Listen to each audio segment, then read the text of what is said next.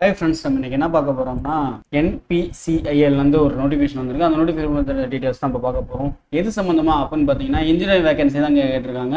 Executive ட்ரைனிங்காக கேட்டிருக்காங்க. இதில் முக்கியமாக என்ன சொல்லியிருக்காங்க அப்படின்னு பார்த்தீங்கன்னா கேட் முடிச்சிருக்குன்னு சொல்றாங்க. 2022, 23, 24 அந்த இதில் வந்து கேட் முடிச்சிருக்கணும் அப்படின்ற மாதிரி சொல்லியிருக்காங்க.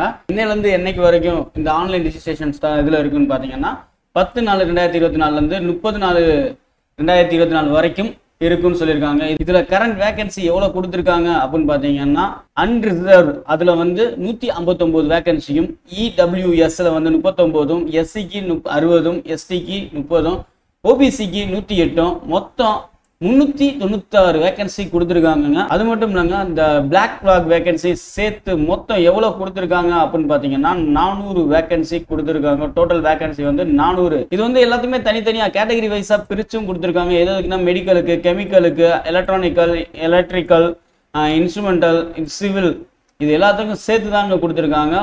ஒரு மாஸ் ஓப்பனிங் தான் சொல்லணும்.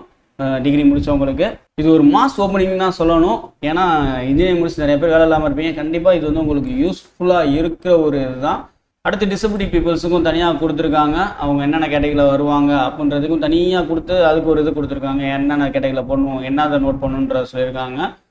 பிடபிள்யூக்கு எத்தனை வேகன்சி இருக்குன்றதையும் தனியாக கொடுத்துருக்காங்க. இத்தனை இந்த இதுக்கு இருக்குது அப்படின்ற மாதிரி சொல்லியிருக்காங்க. ஏன்னா ஒவ்வொரு கேட்டகரி வைஸாகவும் கொடுத்துருக்காங்க. பினா பிளைண்டு, எல்வினா லோ விஷன், இந்த மாதிரி எல்லாத்துக்குமே தனியாக கொடுத்து அதுக்கு எத்தனை வேகன்சி அப்படின்றதையும் சொல்லியிருக்காங்க. ஸோ ஒரு நல்ல ஒரு இதுதான், யூஸ் பண்ணிக்கோங்க. அதுக்கடுத்து என்ன கொடுத்துருக்காங்க அப்படின்னு பார்த்தீங்கன்னா இம்பார்ட்டன்ட் டேஸ் கொடுத்துருக்காங்க. இம்பார்ட்டன்ட் டேஸ் அப்ளை ஆன்லைன் அன்னைக்கு ஆன் ஆகும் அப்படின்றது 10/4/2024 10 மணிலேருந்து.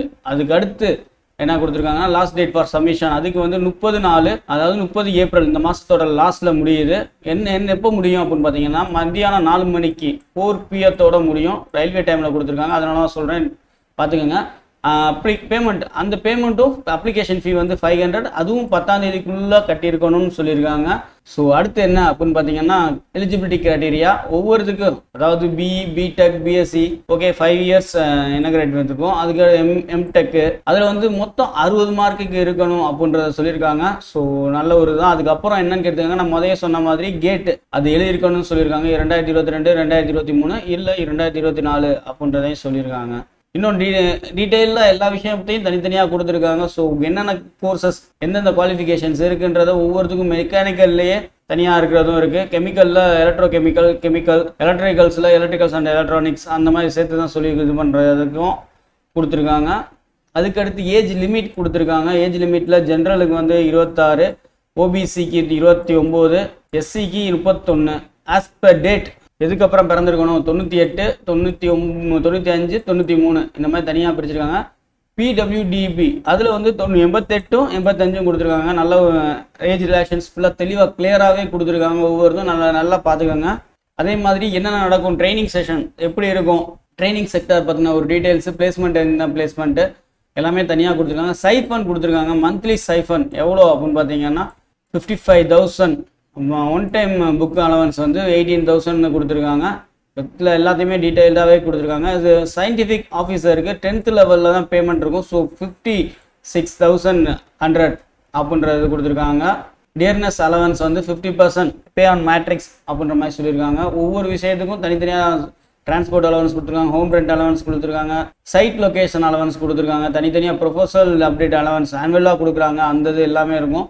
அதே மாதிரி எல்லா விஷயத்தையும் தனியாக டீட்டெயில்டாக சொல்லியிருக்காங்க. இன்னும் நிறைய விஷயங்கள் கொடுத்துருக்காங்க. ஸோ அப்ளை பண்ணுறதுக்கு முன்னாடி இந்த செலெக்ஷன் ப்ராசஸ்லேருந்து எல்லாத்தையும் ஒரு தடவை பார்த்துக்கோங்க. பார்த்துக்கிட்டு அதுக்கப்புறம் அப்ளை பண்ணுங்கள். என்னென்ன கேட்டிருக்காங்கன்றதை முதற்கொண்டு எல்லாத்தையும் ரெடியாக எடுத்து வச்சுக்கிட்டு அப்ளை பண்ணுங்கள். இந்த வீடியோ உங்களுக்கு யூஸ்ஃபுல்லாக இருந்துச்சுன்னா லைக் பண்ணுங்கள், ஷேர் பண்ணுங்கள், கமெண்ட் பண்ணுங்கள். நெக்ஸ்ட் வீடியோவில் பார்ப்போம். டாடா bye bye, see you friends.